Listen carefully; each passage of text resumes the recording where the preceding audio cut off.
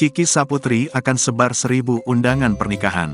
Kiki Saputri akan menikah dengan Muhammad Khairi pada Januari tahun 2023. Namun Kiki masih merahasiakan tanggal pernikahan. Lokasi pernikahan Kiki Saputri dan Khairi bakal berlangsung di Opus Grand Ballroom, The Tribrata Dharma Wangsa, Kebayoran Baru, Jakarta Selatan.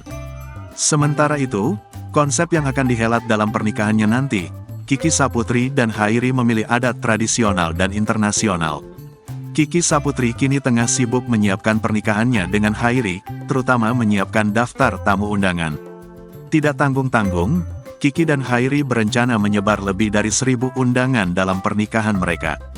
Kiki Saputri telah dilamar oleh Khairi pada Sabtu, tanggal 22 Oktober tahun 2022.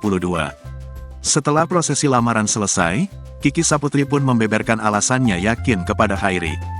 Mengingat, Kiki Saputri pernah 2 kali gagal menikah. Dalam konferensi pers setelah lamaran, Kiki Saputri mengungkapkan rasa tidak percayanya telah dilamar Khairi.